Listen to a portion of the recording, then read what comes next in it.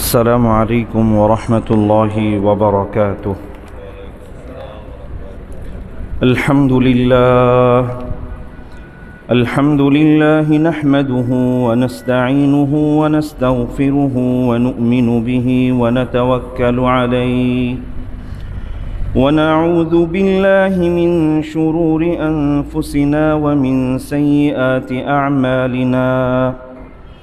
من يهده الله فلا مضل له ومن يضلله فلا هادي له، ونشهد أن لا إله إلا الله وحده لا شريك له، ونشهد أن سيدنا وحبيبنا ومولانا محمدًا عبد الله ورسوله، صلى الله تعالى عليه وعلى آله وأصحابه وأهل بيته والتابعين ومن تبعهم بإحسان إلى يوم الدين. أما بعد، فقد قال الله تبارك وتعالى في كلامه المجيد وفي فرقانه الحميد: أعوذ بالله من الشيطان الرجيم. بسم الله الرحمن الرحيم. إنما يعمر مساجد الله من آمن بالله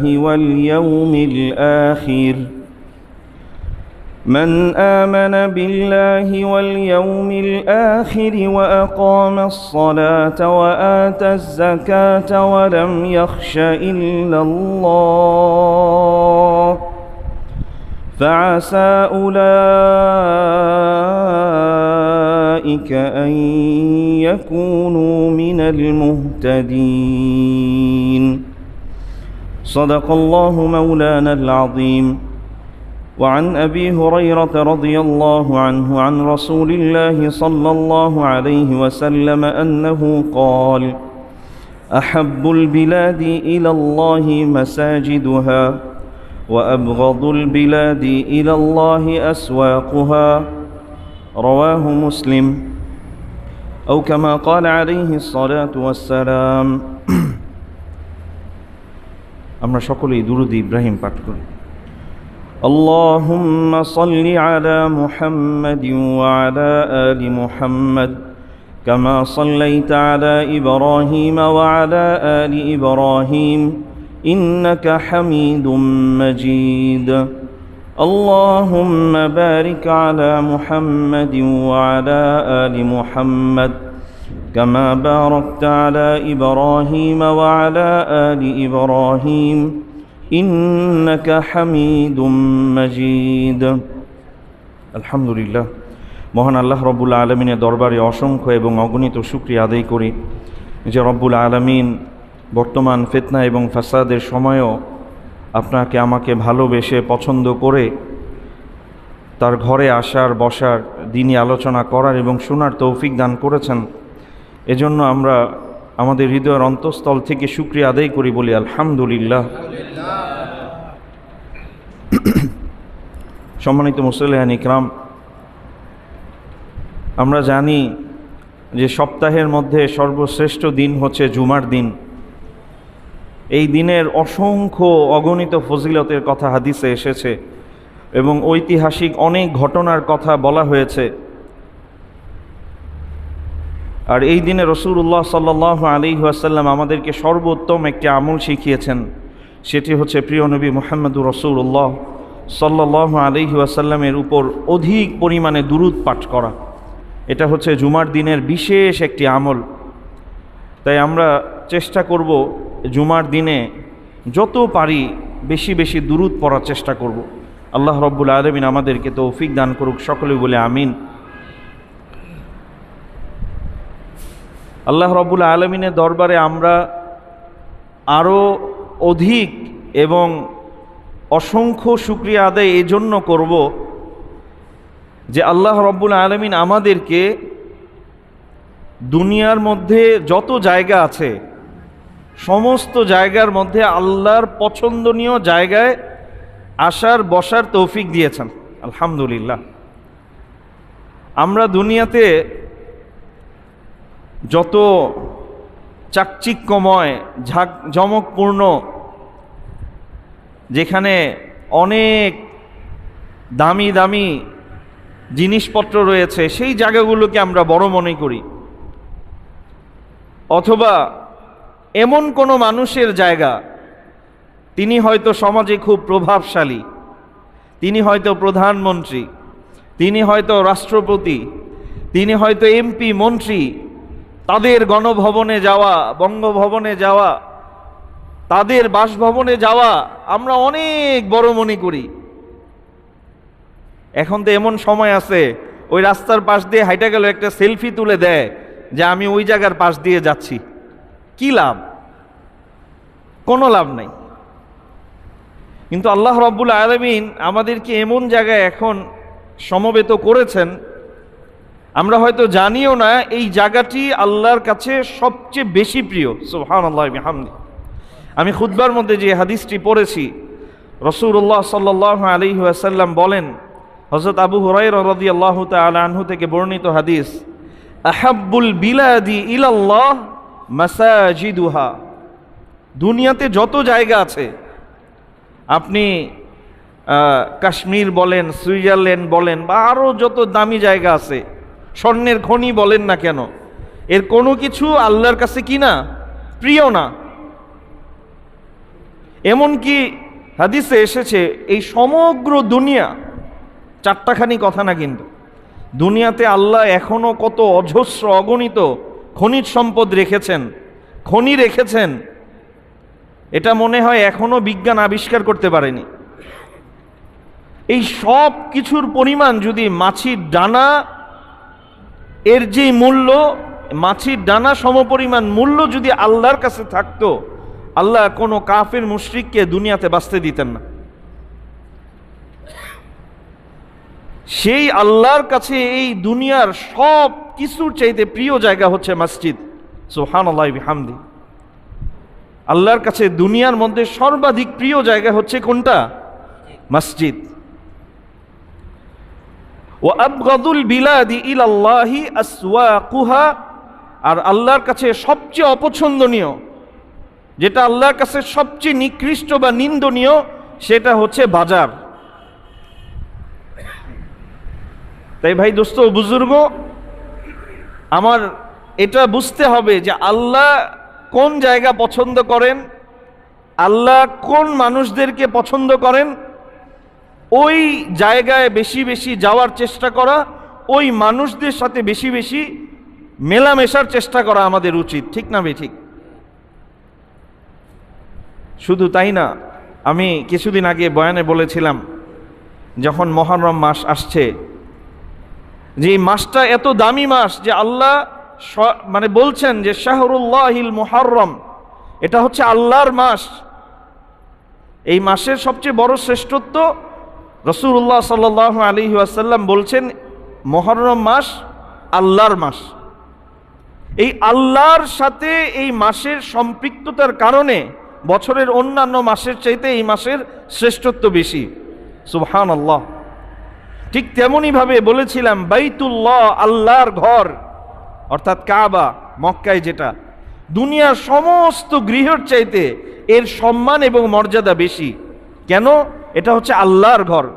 এই ঘরের নিসবত আল্লাহর সাথে, এই ঘরের মানে যেই ইদাফাত বলা হয় আরবিতে, এটাকে সম্পর্ক, সম্বন্ধ, এটা সরাসরি আল্লাহর সাথে হওয়ার কারণে দুনিয়ার সমস্ত ঘরের চাইতে ওই ঘরের মর্যাদা বেশি।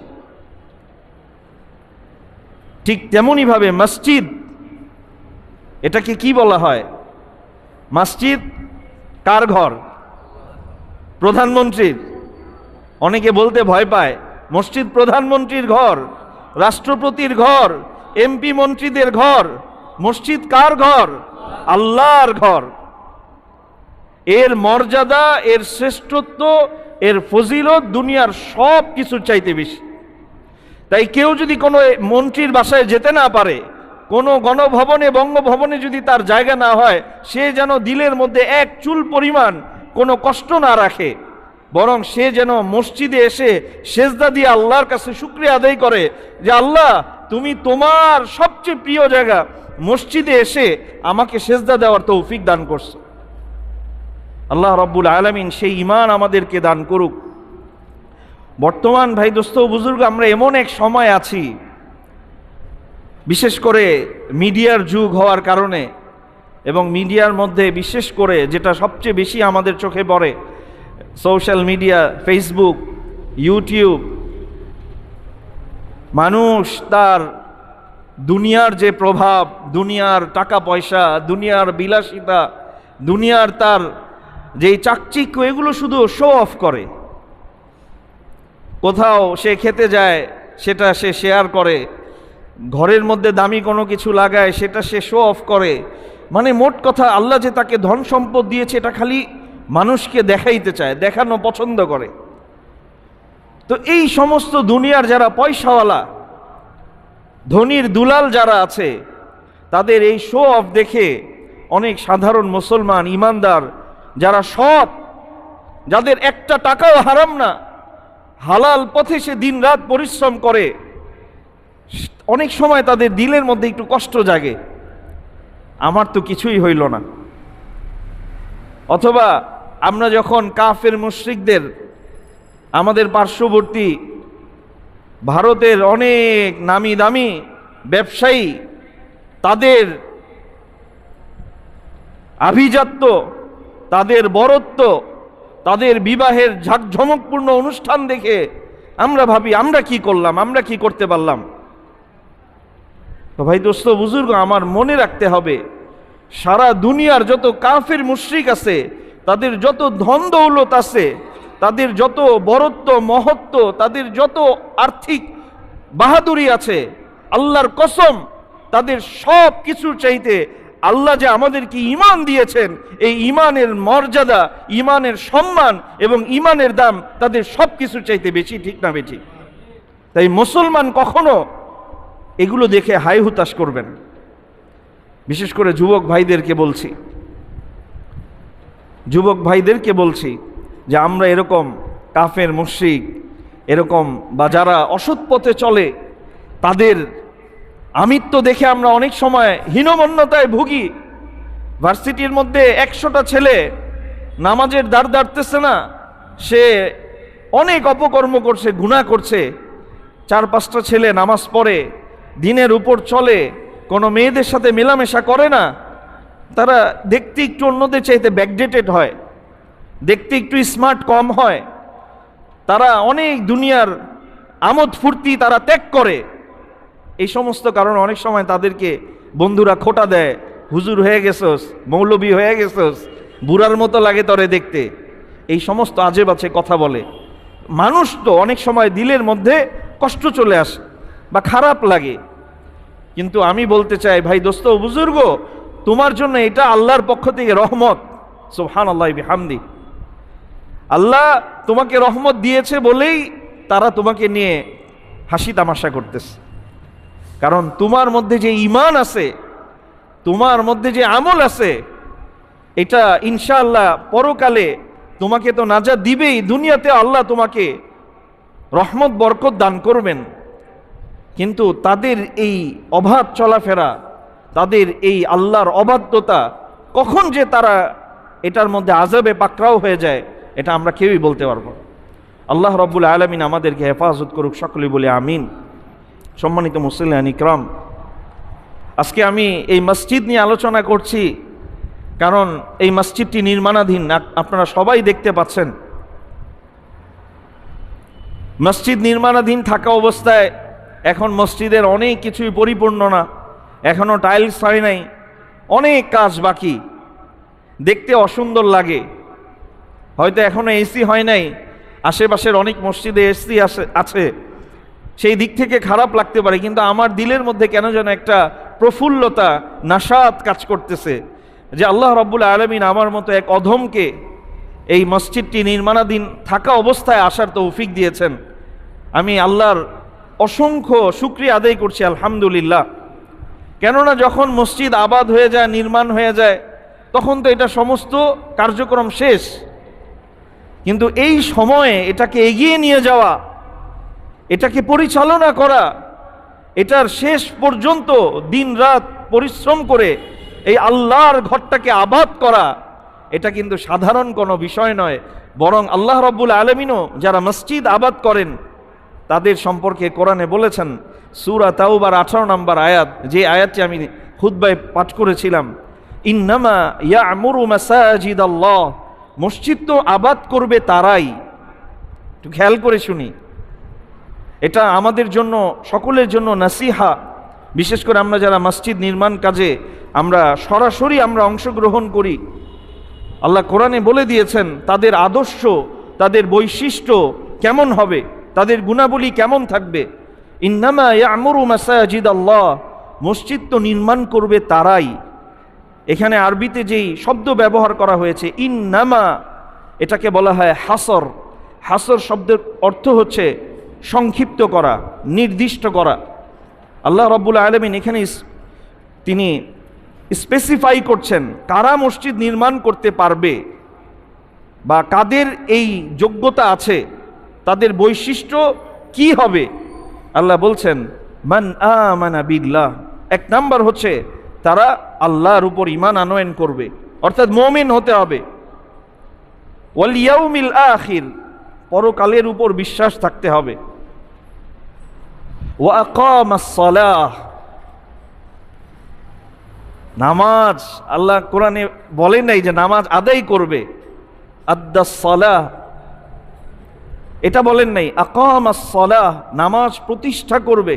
নামাজ যেভাবে পড়া দরকার নিজেও পড়বে, সমাজে যেভাবে এটাকে প্রতিষ্ঠা করা দরকার সেইভাবে প্রতিষ্ঠা করার জন্য সে কি করবে, সহযোগিতা করবে, অর্থাৎ নামাজি হতে হবে।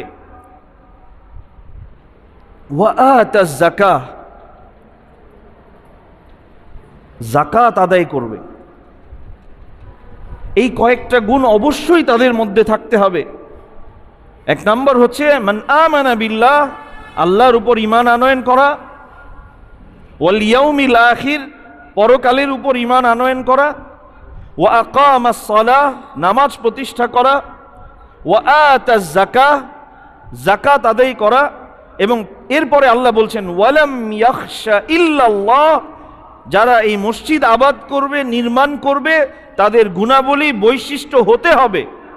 এমন না এটা অপশনাল, এটা আবশ্যক হতে হবে।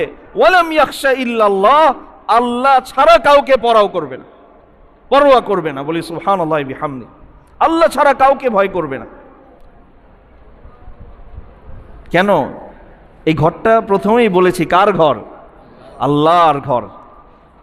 আল্লাহর ঘর নির্মাণ করা, আল্লাহর ঘর আবাদ করা, এটা তো অনেক দামি এবং গুরুত্বপূর্ণ বিষয়।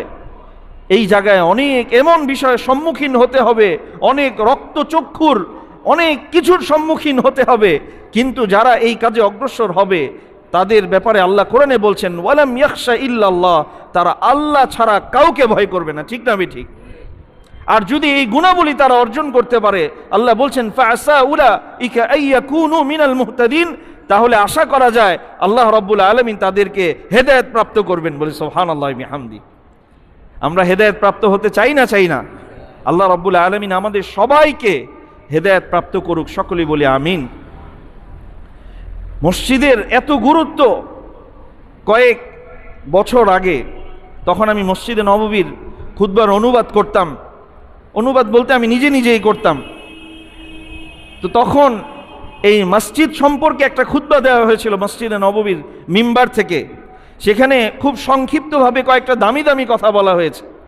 তার মধ্যে একটি হচ্ছে যে মিন মাআযিনিহা তাতারাদ্দাদু শাহাদাতুত তাওহীদ, এই যে মসজিদের যে মাইক, যেখান থেকে আজানের প্রতিধ্বনি হয়, এই জায়গা থেকে দৈনিক 5 বার শাহাদাতুত তাওহীদ, আল্লাহর একত্ববাদের ঘোষণা দেওয়া হয়। বলি সুবহানাল্লাহি বিহামদি। এই তাওহীদের ঘোষণা, তাওহীদের আলোচনা, তাওহীদের প্রচার প্রসার, আমরা যদি পুরো ইসলামটাকে একত্রিত করি তাহলে সবচেয়ে যেটা গুরুত্বপূর্ণ সেটা হচ্ছে আল্লাহ রাব্বুল আলামিনের তাওহীদ প্রতিষ্ঠা করা। সুবহানাল্লাহি বিহামদি। এই জন্য আমরা যদি ইতিহাস পড়ি তাহলে দেখব সমস্ত নবীরা তারা যখন তার কওমকে দাওয়াত দিয়েছেন, তারা বলেছেন ইয়া কওমি ইবুদুল্লাহ, হে আমার কওম একমাত্র আল্লাহর ইবাদত করো, মা লাকুম মিন ইলাহিন গায়রি, তিনি ছাড়া আর কোনো ইলাহ নেই। আল্লাহ কোরআনে বলছেন যে আমি যত কওম এসেছিল সমস্ত কওমের কাছে আমি নবী রসুল পাঠিয়েছি এবং সমস্ত নবীরা এটা বলেছিল আনি ইবুদুল্লাহ ওয়াজতানিবুত তাগুত, হে আমার কওম তোমরা আল্লাহর ইবাদত করো, আল্লাহর তাওহীদ প্রতিষ্ঠা করো, ওয়াজতানিবুত তাগুত, এবং সমস্ত তাগুত যারা আছে, এই তাগুতের ব্যাখ্যা তো এখন দিতে গেলে অনেক সমস্যা। যত বাতিল আছে, যত কুফর আছে, যত শিরিক আছে, যত ইসলাম বিরোধী যত কার্যক্রম আছে, এই সব কিছু থেকে তোমরা বিরত থাকো। সংক্ষিপ্তভাবে বলে দিলাম, যেই দল, যেই মতাদর্শ, যেই সংগঠন ইসলামের বিরোধী, কোরআনের বিরোধী, সেটাই তাগুত। সমস্ত নবীরা এই তাগুত বর্জন করতে বলেছেন আর এক আল্লাহর ইবাদত করতে বলেছেন, তার তাওহীদের উপর প্রতিষ্ঠিত থাকতে বলেছেন।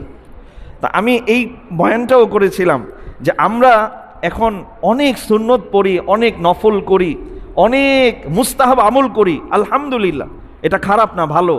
কিন্তু মেইন যেটা আল্লাহর একত্ববাদ, এইখানে আমরা একটু গড়িমসি করে ফেলি, আর যেটা শিরিক সবচেয়ে ভয়াবহ, ওইটাকে আবার আমরা একটু বেশি আলিঙ্গন করে ফেলি।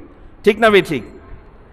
এই জন্য ভাই, দোস্ত, বুজুর্গ, আল্লাহর একত্ববাদের সাথে সাংঘর্ষিক অনেকে আপনারা মনে করেন এই হুজুর খালি এটা বলে, হুজুর এটা বলে। হুজুরের সাবজেক্ট আপনি বাদ দেন, হুজুরের সাবজেক্ট বাদ দেন।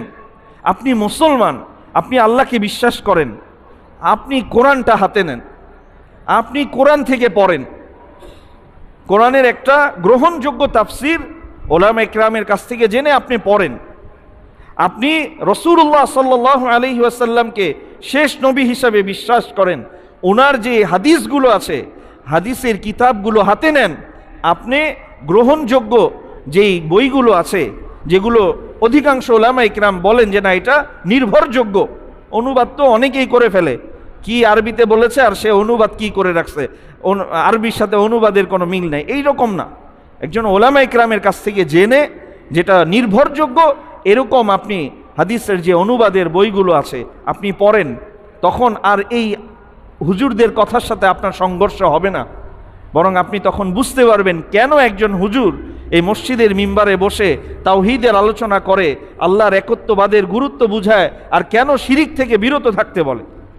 কারণ সমাজের অবস্থা এরকম, এখন আমরা সব কিছু হুজুরদের উপরে দিয়ে দিছি। হুজুরদেরই শিরকের বিরুদ্ধে বলতে হবে, হুজুরদেরই জিহাদের পক্ষে বলতে হবে, হুজুরদেরই ইসলামের পক্ষে বলতে হবে, হুজুরদেরই বাতিলের বিপক্ষে বলতে হবে। সব হুজুররা করবে আর আমি ঘরে এসি ছাইরা বসে আরাম করব। এটার নাম কি ইসলাম? আল্লাহ রাব্বুল আলামিন বুঝার তৌফিক দান করুন, সকলে বলে আমিন। তো এই মসজিদ এত দামি জায়গা, এখান থেকে আল্লাহর একত্ববাদের প্রতিধ্বনি প্রতিদিন উচ্চারিত হয়।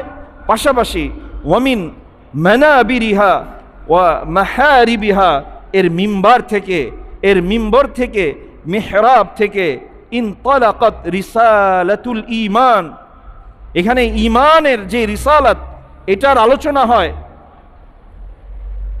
পাশাপাশি এই মসজিদের মিম্বর থেকে সত্যের আওয়াজ প্রতিধ্বনিত হয়। ঠিক না ঠিক?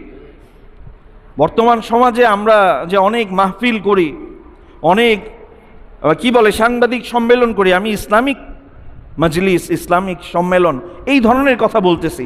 এক সময় তো এটা ছিল না। আপনি যদি ইতিহাস পড়েন তাহলে আমরা যেটা দেখতে পাই যে রাসূলুল্লাহ সাল্লাল্লাহু আলাইহি ওয়াসাল্লাম মদিনাতে আসলেন, এসে তিনি একটি ইসলামী নগরী প্রতিষ্ঠা করলেন। এর সব কিছুর কেন্দ্রবিন্দু ছিল আমার আপনার সকলের প্রিয় যে জায়গা মদিনাতুল মুনাওয়ারা, মসজিদে নববী। ঠিক না ঠিক? এই মসজিদে নববী থেকে রাসূলুল্লাহ সাল্লাল্লাহু আলাইহি ওয়াসাল্লাম যেভাবে দিন পরিচালনা করেছেন, ঠিক তেমনইভাবে এই মসজিদ থেকে তিনি রাষ্ট্র পরিচালনা করেছিলেন।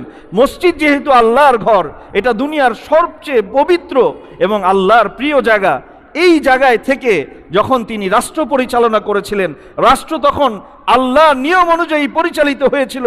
এই জন্য সেই ইহুদি খ্রিস্টান মুশরিকদের রাষ্ট্র, যেখানে কোনো নিরাপত্তা ছিল না, যেখানে মানুষের জীবনের কোনো দাম ছিল না, যেখানে সম্পদের কোনো এরকম নিরাপত্তা ছিল না, কিন্তু সেই মুহাম্মাদুর রাসূলুল্লাহ সাল্লাল্লাহু আলাইহি ওয়াসাল্লাম ওই মসজিদে নববী থেকে যখন রাষ্ট্র পরিচালনা করেছিলেন আল্লাহর হুকুম অনুযায়ী, তখন সেই মদিনা আজও পৃথিবীর সবচেয়ে পরিবেশ বান্ধব, সবচেয়ে স্বাস্থ্যকর, সবচেয়ে শান্তির নগরী বলি আলহামদুলিল্লাহ। আজও মদিনা, এটা আল্লাহর কি ইচ্ছা। আল্লাহ রাসূল সাল্লাল্লাহু আলাইহি ওয়াসাল্লাম 1400 বছর আগে হাদিস বলে গিয়েছেন, ওয়াল মাদিনাতু খায়রুল লাহুম, মদিনা হচ্ছে তাদের জন্য কল্যাণকর। লাউ কানু ইয়ালামুন, যদি তারা এটা বুঝতে পারত, যদি তারা এটা অনুধাবন করতে পারত, তাহলে তারা এটা বুঝতো যে মদিনাই হচ্ছে তাদের জন্য সর্বোত্তম কল্যাণময়। 1400 বছর আগে আমাদের প্রিয় নবী মুহাম্মদুর রাসূলুল্লাহ সাল্লাল্লাহু আলাইহি ওয়াসাল্লাম বলে গিয়েছেন, এই যে করোনার পরপর পুরো পৃথিবীতে জরিপ করা হয়েছে, WHO ওয়ার্ল্ড হেলথ অর্গানাইজেশন, তারা পুরো পৃথিবী জরিপ করেছে পৃথিবীর সবচেয়ে বিশুদ্ধতম নগরী কোন নগরীর ওয়েদার, আবহাওয়া, এর বাতাস মানুষের স্বাস্থ্যের জন্য সবচেয়ে বেশি উপকারী। তারা এটা প্রকাশ করতে বাধ্য হয়েছে যে মদিনা হচ্ছে পৃথিবীর সবচেয়ে স্বাস্থ্যকর, পরিবেশ বান্ধব এবং মানুষের জন্য উপকারী নগরী বলি সুবহানাল্লাহি বিহামদিহি। আল্লাহ কাদেরকে দিয়ে এটা প্রমাণ করালেন? কাফের মুশরিকদেরকে দিয়ে। বলেন না আল্লাহু আকবার। আর এই যে কথা এরা বললেও কি না বললেও কি, 1400 বছর আগে বলে গিয়েছেন কে? আমার আপনার নবী মুহাম্মাদুর রাসূলুল্লাহ সাল্লাল্লাহু আলাইহি ওয়াসাল্লাম, ওয়াল মাদিনাতু খায়রুল লাহুম লাউ কানু ইয়ালামুন, মদিনাই হচ্ছে তাদের জন্য কল্যাণময় যদি তারা সেটা বুঝতে পারত। এই জন্য ভাই, দোস্ত, বুজুর্গ, এই মসজিদ নির্মাণ করা, আবাদ করা, এটা কোনো সাধারণ আমল না, এটা আল্লাহর অনেক পছন্দনীয় আমল। যে বিষয়ে রাসূলুল্লাহ সাল্লাল্লাহু আলাইহি ওয়াসাল্লাম বলছেন, মান বানা লিল্লাহি বাইতান মান বানা লিল্লাহি মসজিদা, যে আল্লাহর জন্য মসজিদ নির্মাণ করে। আমরা হাদিসের একবারে শাব্দিক অর্থগুলো বোঝার চেষ্টা করব। আমি এর আগেও বলেছিলাম যে আল্লাহ যত জায়গায় হজের আলোচনা করেছেন, বলেছেন মান হাজ্জা লিল্লাহ ওয়ালিল্লাহি আলান নাসি হিজ্জুল বাইত, যে আল্লাহর জন্য হজ করে। ভাই, দোস্ত, বুজুর্গ, খেয়াল করার বিষয়, নামের সাথে হাজি লাগানো, আলহাজ লাগানো এই সময়ের জন্য না, মানুষের কাছে প্রচার প্রসারের জন্য না, আল্লাহর জন্য, তার জন্য হচ্ছে প্রতিদান। তো হাদিসে মসজিদ নির্মাণের যে ফজিলত, সবচেয়ে যেই প্রসিদ্ধ হাদিস, মান বানা লিল্লাহি বাইতা মান বানা লিল্লাহি মসজিদা, যে আল্লাহর জন্য মসজিদ নির্মাণ করে। আল্লাহ কোরআনে একটু আগে কি বলেছেন? আল্লাহ ছাড়া কাউকে ভয় করে না। আর হাদিসে রাসূলুল্লাহ সাল্লাল্লাহু আলাইহি ওয়াসাল্লাম বলছেন আল্লাহর জন্য, মানে আল্লাহর সন্তুষ্টির জন্য, আল্লাহর হুকুম বাস্তবায়ন করার জন্য যে মসজিদ নির্মাণ করে।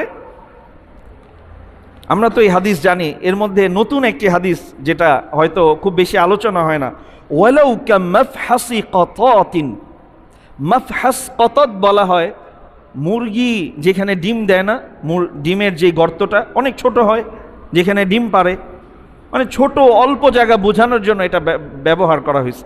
কামাফহাসি কতাতিন, মানে এত অল্প পরিমাণ একটা জায়গা দিয়ে হলেও যে মসজিদ নির্মাণ করে। এমনকি মুফাসসিরিন ইকরাম ব্যাখ্যা করেছেন যে মসজিদে সামান্য কিছু টাকা, একটা ইট দিয়ে হলে, এক বস্তা সিমেন্ট দিয়ে হলে, একটা ফ্যান দিয়ে হলে, অর্থাৎ মসজিদ নির্মাণ করা যায় এমন সামান্য ছোট থেকে ছোট সহযোগিতা করেও যদি সে দুনিয়াতে আল্লাহর জন্য একটা মসজিদ নির্মাণ করে, রাসূলুল্লাহ সাল্লাল্লাহু আলাইহি ওয়াসাল্লাম তাদের জন্য সুসংবাদ দিচ্ছেন, বানাল্লাহু লাহু বাইতান ফিল জান্নাহ, আল্লাহ রাব্বুল আলামিন জান্নাতে তার জন্য একটা ঘর নির্মাণ করে দিবেন। সুবহানাল্লাহি বিহামদিহি। প্রথম যখন এই হাদিস শুনতাম তখন একটু অন্যরকম লাগতো যে মান বানা লিল্লাহি মসজিদা, যে আল্লাহর জন্য মসজিদ নির্মাণ করবে, অর্থাৎ মনে হয় পুরোটা মসজিদ আমার একা করতে হবে। হয়তো সাহাবায়ে কিরামের কাছেও এইরকম প্রশ্ন জেগেছিল যে একার পক্ষে একটা মসজিদ নির্মাণ করা তো সহজসাধ্য নয়। এই জায়গাগুলো তো যাদের পয়সা আছে, যারা ধনী, আল্লাহ যাদেরকে হালাল রিজিক দিয়েছেন, কেন বললাম? কারণ হারাম তো আল্লাহ কবুল করবে না। তো যাদেরকে আল্লাহ হালাল সম্পদ দিয়েছেন, ধনী, ওসমান ইবনে আফফান রাদিয়াল্লাহু তাআলা আনহুর মতো যারা ধনী ছিল, এই সুযোগ তো তারা নিয়ে নিবে। তা আমরা কি তাহলে জান্নাতে ঘর পাবো না? এই জন্য আল্লাহ রাসূল সাল্লাল্লাহু আলাইহি ওয়াসাল্লাম কারোকে নিরুৎসাহিত করেন নাই। বলছেন কামাফহাসি কতাতিন, সামান্য অল্প একটু জায়গা দিয়ে হলেও, সামান্য কিছু দিয়ে হলেও, তোমার সামর্থ্য অনুযায়ী দিয়ে হলেও তুমি যদি দুনিয়াতে আল্লাহর একটা ঘর নির্মাণ করতে পারো, আল্লাহ তোমার জন্য জান্নাতে ঘর নির্মাণ করে দিবেন। বলি সুবহানাল্লাহি ওয়া বিহামদিহি। এই জন্য ভাই, দোস্ত, বুজুর্গ, বলেছিলাম মসজিদ দেখতে টাইলস নাই, দেখতে রং নাই, মসজিদ দেখতে টিন শেডের হইতে পারে, বেড়ার হইতে পারে, ফাওয়াল্লাহ এটা আল্লাহর ঘর। এর সম্মান মর্যাদা দুনিয়ার রাজা বাদশার বাড়ি ঘরের চাইতে লক্ষ কোটি গুণ বেশি, ঠিক না বেঠিক? এই জন্য মসজিদের আদব রক্ষা করা আমাদের সকলের জন্য আবশ্যক।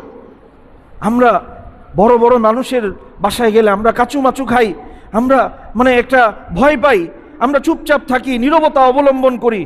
মসজিদে আসলে কেমন জানি আমাদের পাওয়ার বেড়ে যায়, অন্যরকম আমরা ব্যবহার করি। এটা উচিত না। বরং আমরা মসজিদে আদবের সাথে আসব, মসজিদে ঢুকার সময় সুন্নাহ পালন করব, ডান পা দিয়ে মসজিদে ঢুকবো। রাসূলুল্লাহ সাল্লাল্লাহু আলাইহি ওয়াসাল্লামের শেখানো দোয়া, আল্লাহুম্মা ইফতাহ লি আবওয়াবা রাহমাতিক, দোয়া পড়ে ঢুকবো। মসজিদে যতক্ষণ থাকবো অহেতুক কথাবার্তা বলবো না, অযথা কথা যেটার দুনিয়াবি আখিরাতি কোনো ফায়দা নাই। রাসূলুল্লাহ সাল্লাল্লাহু আলাইহি ওয়াসাল্লাম এটা তো সাধারণ অবস্থায় নিষেধ করেছেন, মসজিদ ছাড়া অন্যান্য জায়গায়, যেটার দুনিয়াবি আখিরাতি কোনো কল্যাণ নাই, কোনো উপকারিতা নাই, এটা ছেড়ে দেওয়াই হচ্ছে ইসলামের সৌন্দর্য। তার কুহু মা লা ইয়ানি, যেটার কোনো উপকারিতা নাই, যেটার কোনো অর্থকতা নাই, এই সমস্ত কাজ থেকে বিরত থাকা এটা ইসলামের সৌন্দর্য, মুমিনের বৈশিষ্ট্য। মসজিদের মধ্যে তো আরও গুরুত্বপূর্ণ। আল্লাহ রাব্বুল আলামিন আমাদেরকে বুঝার তৌফিক দান করুক।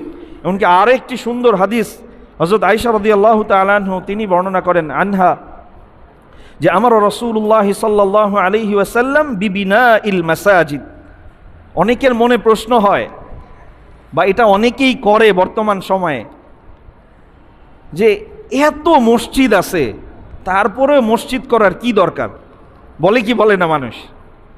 মসজিদ তো অনেক আছে, পুরো বিশ্বের মধ্যেও ঢাকা আসিমাতুল মাসাজিদ বলা হয়, যে মসজিদের নগরী। আলহামদুলিল্লাহ, পতিতালয়ের নগরী তো আর বলা হয় না ঢাকাকে, কি বলেন? খারাপ কাজের নগরী তো বলা হয় না। পুরো বিশ্বের মধ্যে এটা প্রসিদ্ধ যে ঢাকা হচ্ছে মসজিদের নগরী। সুবহানাল্লাহ, আমরাও একটু বুক ভরে বলতে পারি, যখন আমাদের ওস্তাদরা, মদিনা ভার্সিটির ওস্তাদরা বলে তুমি তোমার দেশ সম্পর্কে বলো, তো একটু বুক উঁচু করে বলতে পারি যে আসিমাতুহা আসিমাতুল মাসাজিদ, বাংলাদেশের রাজধানী হচ্ছে মসজিদের নগরী, মসজিদের রাজধানী। তো এটা তো গর্বের। পাশাপাশি রাসূলুল্লাহ সাল্লাল্লাহু আলাইহি ওয়াসাল্লাম বলছেন যে আমার রাসূলুল্লাহ সাল্লাল্লাহু আলাইহি ওয়াসাল্লাম বিবিনাইল মাসাজিদ, তোমরা মসজিদ নির্মাণ করো, কেননা রাসূলুল্লাহ সাল্লাল্লাহু আলাইহি ওয়াসাল্লাম মসজিদ নির্মাণের নির্দেশনা দিয়েছেন ফিদ্দুরি, পাড়ায় পাড়ায়, মহল্লায় মহল্লায়। সুবহানাল্লাহ বিহামদি।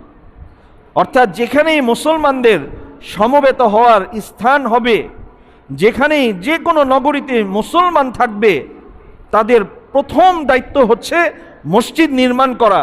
এই তো হাদিস যেটা আমি বললাম। পাশাপাশি রাসূলুল্লাহ সাল্লাল্লাহু আলাইহি ওয়াসাল্লামের সিরাত থেকে আমরা যেটা জানতে পারি সেটা হচ্ছে, তিনি সর্বপ্রথম যখন মদিনাতে আসলেন কি করলেন বলেন তো? মদিনাতে এসে সর্বপ্রথম কোন মসজিদ নির্মাণ করছেন? হ্যাঁ, মসজিদে বলেন না আপনারা। আল্লাহ রাসূল সাল্লাল্লাহু আলাইহি ওয়াসাল্লাম মদিনাতে এসে সর্বপ্রথম কোন মসজিদ নির্মাণ করেছেন? আমরা অনেকেই মনে করি যে রাসূলুল্লাহ সাল্লাল্লাহু আলাইহি ওয়াসাল্লাম সর্বপ্রথম মসজিদে নববী নির্মাণ করেছেন, কিন্তু না। আল্লাহ রাসূল সাল্লাল্লাহু আলাইহি ওয়াসাল্লাম সর্বপ্রথম যেই জায়গা দিয়ে এসেছেন সানিয়াতুল ওয়াদা বলা হয়, যেখান থেকে বাহির থেকে যখন লোক আসে তখন মদিনাবাসী ওই জায়গায় অবস্থান করত, অপেক্ষা করত, এবং যখন কোনো আগন্তুক আসতো তাকে ওইখানে অভ্যর্থনা জানানো হতো। এজন্য ওই জায়গাটাকে বলা হয় সানিয়াতুল ওয়াদা। ওই সানিয়াতুল ওয়াদা হচ্ছে মসজিদে কুবা থেকে একটু সামনে, মসজিদে কুবার একটু সামনে একটা জায়গার নাম হচ্ছে সানিয়াতুল ওয়াদা, যেখানে সমস্ত মদিনাবাসী আল্লাহ রাসূল সাল্লাল্লাহু আলাইহি ওয়াসাল্লামের জন্য অনেক দিন অপেক্ষায় ছিলেন রাসূলুল্লাহ সাল্লাল্লাহু আলাইহি ওয়াসাল্লাম আসবেন। তারা সকালবেলায় সেই সানিয়াতুল ওয়াদাতে চলে যেত, এবং যখন প্রচণ্ড গরম রোদ অর্থাৎ সূর্য একবারে উপরে চলে আসতো তারা আবার ফিরে যেত। এভাবে আসা যাওয়া করতে করতে একদিন সবাই অপেক্ষা করে তারা যখন ফিরে আসলেন, তখন একজন ইয়াহুদি সে একটা উঁচু টিলার উপর দাঁড়িয়ে দেখে যে দূর থেকে আমাদের প্রিয় নবী মুহাম্মদুর রাসূলুল্লাহ সাল্লাল্লাহু আলাইহি ওয়াসাল্লাম চলে আসছেন। তিনি ওই ইহুদি সে মানুষের কাছে এটা প্রচার করলো যে তোমরা যার জন্য অপেক্ষা করছো সেই মানুষটি এখন চলে আসছে। আবার সবাই সেই সানিয়াতুল ওয়াদায় গিয়ে আমাদের প্রিয় নবী মুহাম্মদুর রাসূলুল্লাহ সাল্লাল্লাহু আলাইহি ওয়াসাল্লামকে অভ্যর্থনা জানালেন। আল্লাহ রাসূল সাল্লাল্লাহু আলাইহি ওয়াসাল্লাম প্রথমে আসলেন যেই জায়গাটিতে, সেটি হচ্ছে মসজিদে কুবা। তখন তার মসজিদ ছিল না, ওই জায়গাটার নাম ছিল কি? কুবা নগরী। এই কুবায় তিনি প্রথম আসলেন, এখানে তিনি অবস্থান করলেন, এবং এখানেই তিনি পৃথিবীর ইতিহাসের সর্বপ্রথম মসজিদ নির্মাণ করলেন এবং বললেন মান তাতাহহারা ফি বাইতি, যে ব্যক্তি তার নিজ গৃহ থেকে পবিত্রতা অর্জন করবে, সুম্মা আতা মসজিদা কুবা, অতঃপর মসজিদে কুবায় আসবে, ফাসাল্লা ফিহি সালাতান, এখানে এসে নামাজ আদায় করবে, কানা লাহু কাআজরি উমরাহ, আল্লাহ রাব্বুল আলামিন তাকে একটি উমরার সওয়াব দান করবেন। সুবহানাল্লাহি বিহামদি। আল্লাহ রাসূল সাল্লাল্লাহু আলাইহি ওয়াসাল্লাম মদিনাতে আসলেন, বিশ্রাম নিতে পারতেন, অন্যান্য কাজ করতে পারতেন, কাফেরদের সাথে যুদ্ধ বিদ্রোহ করতে পারতেন। এগুলো করার আগে সর্বপ্রথম তিনি মসজিদ নির্মাণ করলেন। সেই মসজিদে কুবা থেকে কিছুদিন অবস্থান করার পরে মসজিদে নববীর দিকে যাচ্ছেন, পথিমধ্যে আরেকটি মসজিদ, সেটি হচ্ছে মসজিদে জুমুআ। ওই এলাকার মানুষ চিন্তা করলো আজকে তো জুমার দিন, এটা আমাদের সুযোগ। আল্লাহ রাসূল সাল্লাল্লাহু আলাইহি ওয়াসাল্লাম এদিক দিয়ে যাচ্ছে, তারা আল্লাহ রাসূল সাল্লাল্লাহু আলাইহি ওয়াসাল্লামকে অনুরোধ করলেন, ইয়া রাসূলুল্লাহ, আজকে যেহেতু জুমার দিন, আপনি আমাদের সাথে তো থাকবেন না আমরা জানি, শুধু আমাদের সাথে জুমার নামাজটা পড়ে যান। আল্লাহু আকবার, শুধু আমাদের সাথে জুমার নামাজটা পড়ে যান। এই জন্য বলা হয় আউয়ালু জুমআতিন তুকামু বা'দাল হিজরা ফি সালাতিল জুমআ, যে মসজিদে যে জুমা, এখানে হিজরতের পরে সর্বপ্রথম জুমার নামাজ আদায় করা হয়েছিল, যেটা মসজিদে কুবা থেকে মসজিদে নববীর দিকে যাওয়ার কিছুটুক পরেই পরে, মসজিদে কুবা এবং মসজিদে জুমআ পাশাপাশি। সুবহানাল্লাহি বিহামদি। এরপরে আল্লাহ রাসূল সাল্লাল্লাহু আলাইহি ওয়াসাল্লাম মসজিদে নববীতে আসলেন, এখানেও এসে তিনি সর্বপ্রথম মসজিদ নির্মাণ করলেন। তারপরে তিনি একে তো ইসলামিক যে কার্যক্রম, কোরআন শিক্ষা দেওয়া, কোরআনের এলেম শিক্ষা দেওয়া, হাদিস চর্চা করা, এই সব কিছুর পাশাপাশি তিনি রাষ্ট্র পরিচালনাও কি মসজিদ থেকে করেছেন। ঠিক না বে ঠিক? তিনি চাইলে পারতেন, বা একটু খেয়াল করে শুনি, রাসূলুল্লাহ সাল্লাল্লাহু আলাইহি সাল্লামের সিরাত, তার জীবনী আমাদের জন্য সর্বোত্তম আদর্শ, এবং এটাই সবচেয়ে বড় দলিল। তিনি মদিনাতে আসলেন অনেক নির্যাতন নিপীড়ন সহ্য করে, ইচ্ছা ছিল অনেক আলোচনা করব, সম্ভব হচ্ছে না। দীর্ঘ নির্যাতন নিপীড়ন, হাবাসায় হিজরত করলেন, 2 বার হিজরত করে সাহাবীদের সেখান থেকে চলে আসলো।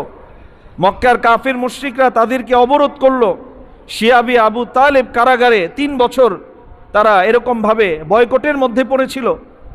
অনেক নির্যাতন নিপীড়ন সহ্য করে মদিনাতে আসলেন। বিশ্রাম নিতে পারতেন, সময় নিতে পারতেন, অথবা এটা পারতেন, যেটা আমি আমার মেইন মাকসাদ যেটা বলা, যে আল্লাহ রাসূল সাল্লাল্লাহু আলাইহি ওয়াসাল্লাম পারতেন আমরা যারা মুসলমান আছি, আমরা মুসলমানদের মতো থাকি। আর আমরা জানি যে ওই সময় মদিনাতে ইহুদিরা বেশি ছিল, তো যারা ইহুদি তারা তাদের মতো থাকুক, ইসলাম প্রতিষ্ঠার তো দরকার নাই। আমরা যারা মুসলমান আছি আমরা ইসলাম প্রতিষ্ঠা করলাম, নিজেরা নামাজ পড়লাম, নিজেরা হজ করলাম, নিজেরা যাকাত দিলাম, বাস শেষ। রাষ্ট্রে তো ইসলামের দরকার নাই। কি বলেন, ঠিক না বে ঠিক? আমি কিন্তু ভাই দোস্ত বুজুর্গ, আমার পছন্দনীয় কোনো ব্যক্তির ইতিহাস বলছি না, আমি স্বয়ং আমাদের সকলের প্রিয় মুহাম্মদুর রাসূলুল্লাহ সাল্লাল্লাহু আলাইহি ওয়াসাল্লামের অথেন্টিক সিরার কথা বলছি, যে তিনি মদিনাতে এসেই সর্বপ্রথম মসজিদে নববী নির্মাণ করে তিনি মদিনা একটা সনদ তিনি তৈরি করলেন। এর মূল লক্ষ্য এবং উদ্দেশ্য ছিল, আমি যেই মদিনা থেকে ইসলাম প্রচার করতে চাচ্ছি, এই মদিনাতেই যদি ইসলাম প্রতিষ্ঠা না হয়, পুরো বিশ্বে কিভাবে এই ইসলামটা ছড়াবে? ঠিক না বে ঠিক? তিনি সর্বপ্রথম তিনি এই ইসলামী রাষ্ট্র প্রতিষ্ঠা করলেন মদিনাতে। ইহুদিদের সাথে চুক্তি করা হলো, ইহুদিরাও রাসূলুল্লাহ সাল্লাল্লাহু আলাইহি ওয়াসাল্লামের প্রাথমিক পর্যায়ে চুক্তি মেনে নিল। মদিনায় এখন ইসলাম দিন দিন ছড়াচ্ছে, ইসলাম প্রতিষ্ঠা হচ্ছে, ইসলাম মুসলমানদের সংখ্যা বাড়তেছে। তো যখন ইসলাম প্রতিষ্ঠা হয় কোনো রাষ্ট্রে, যখন কোনো এলাকায় কোনো সম্প্রদায়ের মধ্যে ইসলাম প্রবেশ করে, ইসলাম মানুষের মাঝে ছড়িয়ে যায়, সবাই যখন দিক দিগন্ত থেকে ইসলামের জয়ধ্বনি তোলে, তখন কিন্তু কাফের মুশরিকদের সহ্য হয় না। ঠিক না বে ঠিক? ওই মক্কার কাফের মুশরিকদের সহ্য হচ্ছিল না। কি করতে হবে? মদিনার মুসলমানদেরকে শেষ করতে হবে। এখন তারা দূর থেকেই যুদ্ধের প্রস্তুতি নিল।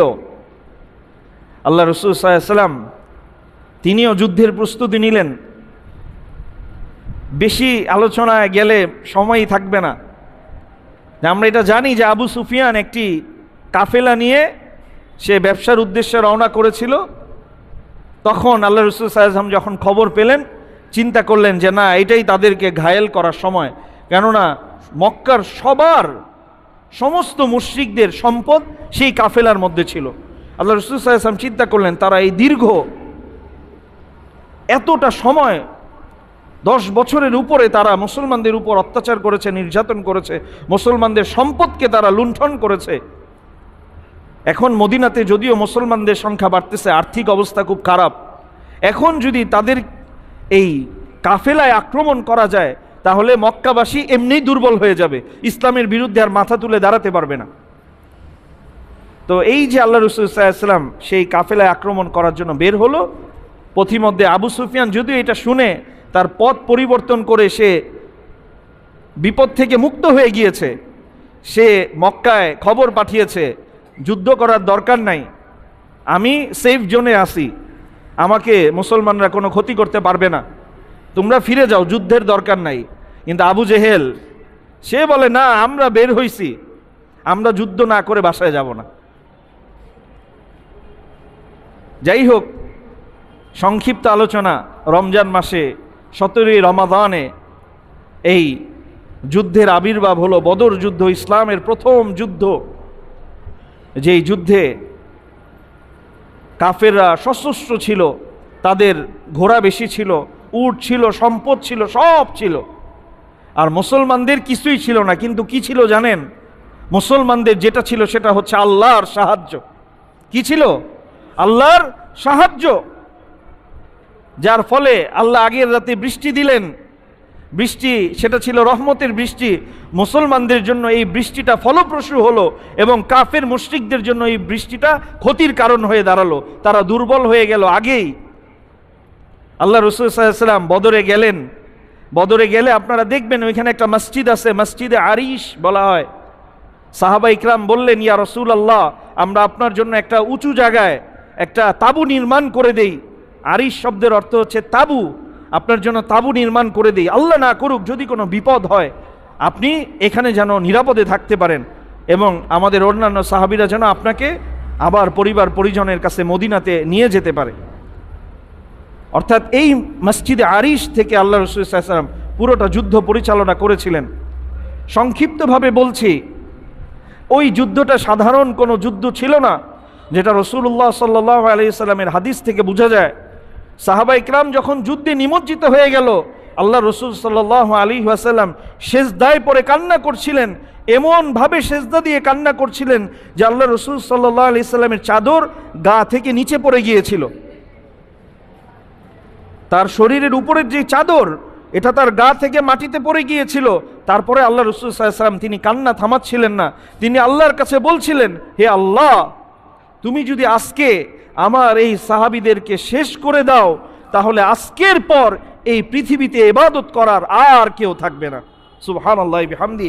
তখনই আল্লাহ রাব্বুল আলামিন সুসংবাদ পাঠাইলেন, ইয ইউহি রাব্বুকা ইলাল মালাইকাতি আন্নী মাআকুম। সুবহানাল্লাহি বিহামদি। যে আল্লাহ তিনি ওহী পাঠালেন এবং রাসূলুল্লাহ সাল্লাল্লাহু আলাইহি ওয়াসাল্লামকে সুসংবাদ দিলেন, আন্নী মাআকুম, আমি তোমাদের সাথে আছি।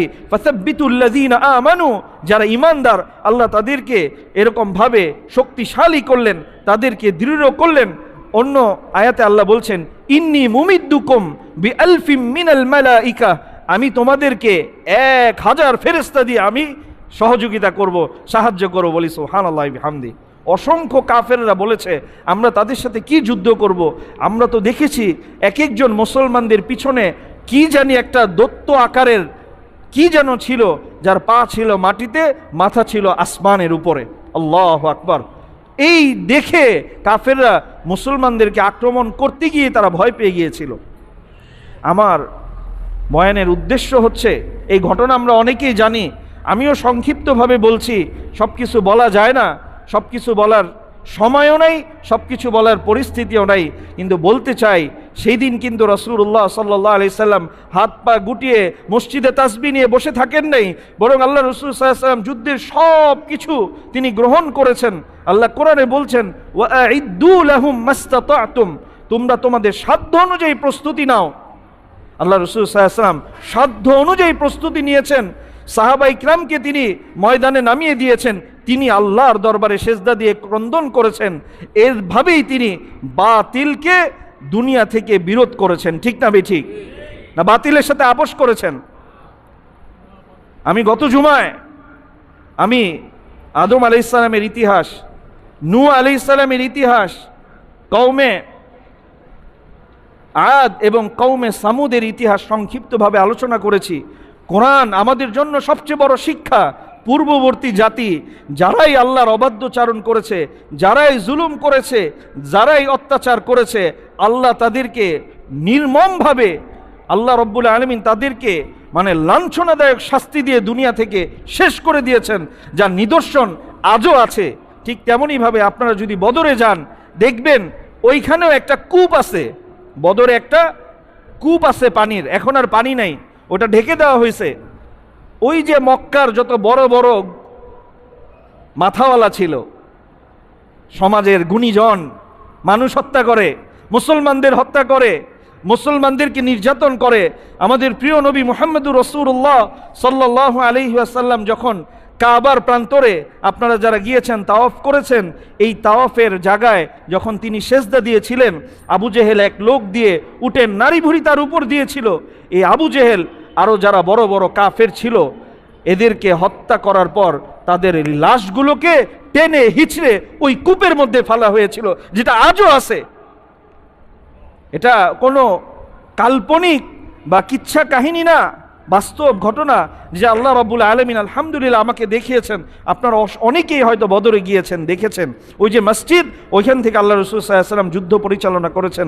পাশেই যে কূপ, ওই কূপের মধ্যে কাফেরগুলারে ফেলা হয়েছে, বড় বড় কাফের যেগুলা।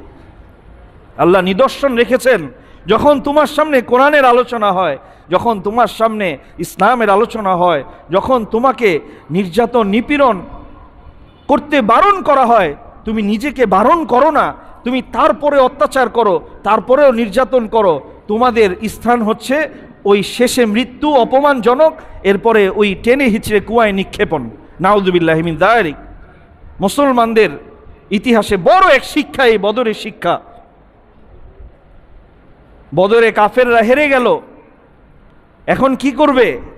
যারা আল্লাহর দুশমন হয়, যারা অত্যাচারী হয়, মনে রাখবেন, যারা অত্যাচারী হয়, যারা জালেম হয়, তারা সহজে থেমে যায় না। তারা কি করে না? সে তো অত্যাচারী, তার অন্তর কঠোর, পাথরের চাইতেও কঠোর, সে দমে যায় না।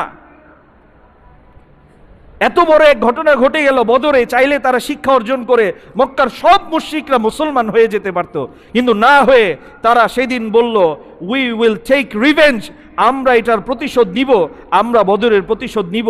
এর এক বছর যেতে না যেতেই 3য় হিজরি শাওয়াল মাসের শনিবার দিন 7ই শাওয়ালে তারা আরেক যুদ্ধে উপনীত হলো, উহুদের যুদ্ধ। মসজিদে নববীর উত্তর পাশে এখন 22 নম্বর গেট দিয়ে বের হলেই দেখা যায়, বের হওয়া লাগে না, মসজিদের 22 নম্বর গেট দিয়ে বাইরে তাকালেই, এই যে খালি জায়গাটা, এই দিক দিয়ে তাকালেই দেখা যায় বিশাল বড় উহুদ পাহাড়। যেই পাহাড় সম্পর্কে আমাদের প্রিয় নবী মুহাম্মদুর রাসূলুল্লাহ সাল্লাল্লাহু আলাইহি ওয়াসাল্লাম বলেছেন, হাযা জাবাল, এই যে এই পাহাড়, হাযা উহুদ, এই যে উহুদ পাহাড়, ইউহিব্বুনা ওয়া নুহিব্বু, এই পাহাড় আমাদেরকে ভালোবাসে, আমরাও এই পাহাড়কে ভালোবাসি। সুবহানাল্লাহি বিহামদি। রাসূলুল্লাহ সাল্লাল্লাহু আলাইহি ওয়াসাল্লামের ভালোবাসার পাহাড়, মদিনার এক অনন্য নিদর্শন। এই পাহাড়কে উহুদ বলা হয়। এটা একটা সিঙ্গেল পাহাড়, পার্টিকুলার মাউন্টেন, এটার সাথে অন্য কোনো পাহাড়ের কানেকশন নাই। আল্লাহু আকবার। মক্কায় অসংখ্য পাহাড় আছে, অনেক ধরনের পাহাড় আছে, মনে হয় সবটার সাথে লেগে আছে, কিন্তু উহুদ এমন ডিফারেন্ট একটা মাউন্টেন যে এটা অন্য কোনো পাহাড়ের সাথে কানেক্টেড না। এই জন্য এটাকে বলা হয় উহুদ, আহাদ থেকে উহুদ। এই পাহাড়কে আল্লাহ রাসূল সাল্লাল্লাহু আলাইহি ওয়াসাল্লাম ভালোবেসেছেন এবং বলেছেন এটা জান্নাতের একটা পাহাড়, বলি সুবহানাল্লাহি বিহামদি। এই পাহাড়ের নিচেই হয়েছিল উহুদের যুদ্ধ। যে যুদ্ধটা কেন হয়েছিল? ওই বাতিল আবার মাথাচাড়া দিয়ে, আবার শক্তি সামর্থ্য নিয়ে আবার এসেছে, এবার মদিনাবাসীকেই শেষ করে দিবে। আগে তো ছিল বদর, কয়েকশো কিলোমিটার দূর, এইবার তাদের আসার উদ্দেশ্য মসজিদে নববী ভেঙে দিবে, আল্লাহর ঘর ধ্বংস করে দিবে। যারা দুনিয়াতে আল্লাহর স্মরণ করে, আল্লাহর বান্দা যারা আছে তাদেরকে নিঃশেষ করে দিবে। এই জন্য মদিনায় আসছে। সংক্ষিপ্তভাবে বলছি, আপনারা জানেন যে এই যুদ্ধে আল্লাহ রাসূল সাল্লাল্লাহু আলাইহি ওয়াসাল্লাম 50 জন তীরন্দাজ সাহাবীকে পাশেই রুমা পাহাড় এখানে নিযুক্ত করেছিলেন, বলেছিলেন আমার পরবর্তী নির্দেশনা না পাওয়া পর্যন্ত তোমরা সরবা না। কিন্তু সাহাবা ইকরাম ভুল বুঝেছিলেন, তারা মানে ইচ্ছাকৃত না অনিচ্ছাকৃতভাবে বা ভুলে তারা সেখান থেকে সরে গিয়েছিল। আমরা জানি যে প্রায় 70 জন সাহাবী ওই উহুদের যুদ্ধে শহীদ হয়েছে। আল্লাহ রাসূল সাল্লাল্লাহু আলাইহি ওয়াসাল্লামের প্রিয় চাচা হামজা রাদিয়াল্লাহু তাআলা আনহুকে শহীদ করা হয়েছে। মুসাব ইবনে উমাইর রাদিয়াল্লাহু তাআলা আনহুকে নির্মমভাবে শহীদ করা হয়েছে। হানজালা, যার গোসল স্বয়ং ফেরেশতারা দিয়েছিল, সেই হানজালা রাদিয়াল্লাহু তাআলা আনহুর মতো বড় বড় সাহাবী উহুদের প্রান্তরে শহীদ হয়েছিল। কাফের মুশরিকরা এখন তো আর ওদেরকে কে পায়? তোমরা না মুসলমান, তোমাদের না আল্লাহর সাহায্য আসে, বদরে না আমাদের কত কিছু করে ফেললা, কই তোমাদের সাহায্য? কই আমরা যে এত জুলুম নির্যাতন নিপীড়ন করি, তোমরা তো আমাদের সাথে পারলা না। তাদের অহংকার বেড়ে গেল, তাদের যেই অহমিকা এটা বেড়ে গেল, তাদের ওই অত্যাচার নির্যাতনের স্পৃহা আরও বেড়ে গেল। সংক্ষেপে বলছি, ঠিক তার 2 বছর পর মদিনাতেই উহুদের একটু পাশেই আরেকটা জায়গা, সেটা হচ্ছে খন্দক। আমরা জানি যেখানে খন্দকের যুদ্ধ হয়েছিল। এইবার তো তারা আরো বেশি মানে এগ্রেসিভ, 10,000 সৈন্য নিয়ে এসেছে। বদরে ছিল 1,000, উহুদে ছিল 3,000, এইবার খন্দকে 10,000 সৈন্য নিয়ে তারা এসেছে।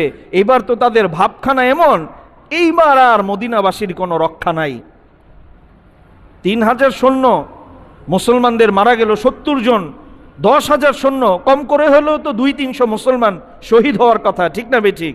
কিন্তু আল্লাহ খন্দকে ওই যে সামান্য ভুল হয়েছিল সাহাবীদের, যদিও সাহাবীদের সমালোচনা করা আহলুস সুন্নাহ ওয়াল জামাতের আকীদা না, সাহাবীদের যেটা ভুল হয়েছে আল্লাহ সেটা ক্ষমা ঘোষণা করে কোরআনে আয়াত নাজিল করে দিয়েছেন। সুতরাং সেটা নিয়ে সমালোচনা করার কোনো অধিকার আমার আপনার কারণেই। আল্লাহ বরং কিয়ামত পর্যন্ত উম্মতে মুসলিমাকে শিক্ষা দেওয়ার জন্য এই ঘটনা ঘটিয়েছেন। দেখো, সামান্য আল্লাহ রাসূল সাল্লাল্লাহু আলাইহি ওয়াসাল্লামের অর্ডার থেকে দূরে সরে যাওয়ার কারণে এত বড় বিপর্যয়, 70 জন সাহাবী শহীদ হওয়া, আল্লাহ রাসূল সাল্লাল্লাহু আলাইহি ওয়াসাল্লামের দাঁত ভেঙে যাওয়া, আল্লাহ রাসূল সাল্লাল্লাহু আলাইহি ওয়াসাল্লামের মাথায় আঘাতপ্রাপ্ত হয়ে রক্তাক্ত হওয়া, এত বড় বিপর্যয় আর কি হতে পারে সামান্য ভুলের কারণে?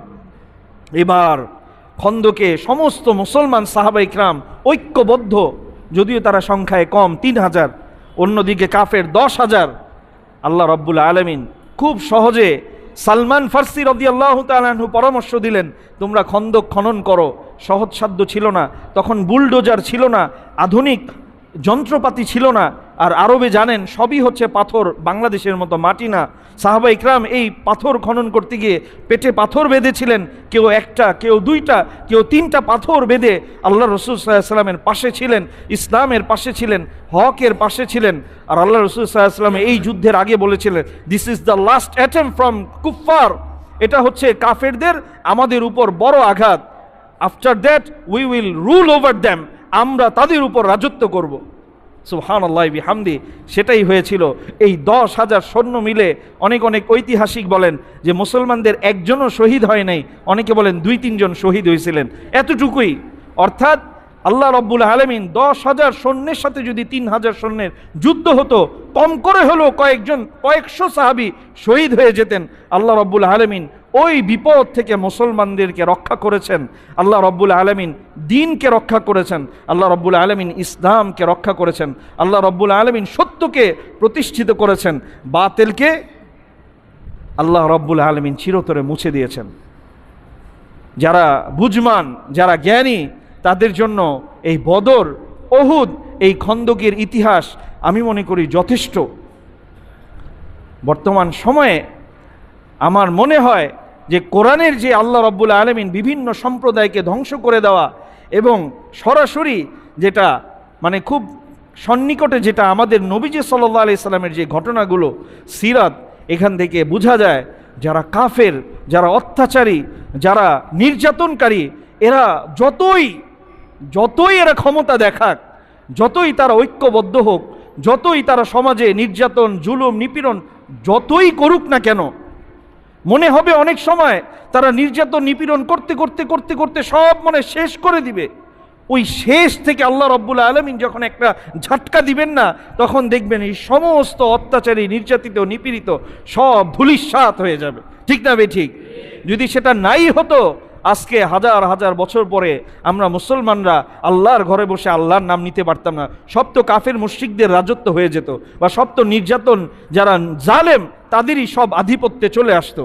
কিন্তু আল্লাহ রাব্বুল আলামিন তাদেরকে ছাড় দেয়, আর অসংখ্য নিদর্শন রেখেছে যে তুমি তোমার জুলুম থেকে ফিরে আসো, তুমি তোমার অত্যাচার থেকে ফিরে আসো, তুমি মানুষ হত্যা, মানুষ খুন, জুলুম, চাঁদাবাজি, এই সমস্ত কাজ থেকে ফিরে আসো। যদি আসো তাহলে তো আলহামদুলিল্লাহ, কারণ মক্কার অনেক কাফির ছিল, তারা পরবর্তীতে মুসলমান হয়ে গিয়েছিল, বড় বড় সাহাবী হয়েছেন। কিন্তু আবু জেহেলের মতো, উতবার মতো, সাইবার মতো যারা হটকারিতেই করেছে, যারা জুলুম, নির্যাতন, নিপীড়ন থেকে কোনোভাবেই ফিরে আসে নাই, তাদের শেষটা হয়েছে অপমানজনক এবং দৃষ্টান্তমূলক মৃত্যু। ঠিক না বে ঠিক? তাই আমরা সব সময় আল্লাহর কাছে দোয়া করব যে আল্লাহ, আপনি যারা মাজলুম তাদেরকে সহযোগিতা করেন, এবং যারা জালেম আপনি তাদেরকে হেদায়েত দান করেন। আমরা হেদায়েতের দোয়াই করি, ধ্বংসের দোয়া না করি। যারা জালেম, যারা অত্যাচারী, যারা মানুষের উপর অত্যাচার করে, যারা ইসলামের উপর অত্যাচার করে, দ্বীনের উপর অত্যাচার করে, সমাজের মধ্যে ফিতনা ফাসাদ সৃষ্টি করে, আমরা দোয়া করব আল্লাহ যেন তাদেরকে হেদায়েত দেয়, তাদেরকে যেন ভয় দেয়, তাদেরকে যেন মৃত্যু এবং পরকালের ভয় দেয়। আমরা দোয়া করতে থাকি। আল্লাহ আমাদের সাথে আছেন না নাই? ইনশাআল্লাহ। মুসলমান কখনো নিরুৎসাহিত হয় না, মুসলমান কখনো ভয় পায় না। আমরা আল্লাহর উপর ভরসা করব। যদি মৃত্যু আমার কপালে থাকে, আমি মৃত্যুকে আলিঙ্গন করে নিব। কিন্তু মুসলমান কখনো মাথা নত করার জাতি না, মুসলমান কখনো ভয় পাওয়ার জাতি না। তোমরা জুলুম করবার আমরা ভয় পাবো, এটা হতে পারে না। আমরা আল্লাহর উপর তাওয়াক্কুল করে আমরা আল্লাহর কাজ দুনিয়াতে করে যাব। আমরা মসজিদ প্রতিষ্ঠা করব, আমরা দ্বীনের কথা বলবো, আমরা কোরআনের কথা বলবো, আমরা হকের কথা বলবো। যদি আমাদের জীবন চলে যায়, আমরা এটা হাসি মুখে মেনে নিব। আল্লাহ রাব্বুল আলামিন আমাদেরকে সেই তৌফিক দান করুক। সকলে বলে আমিন।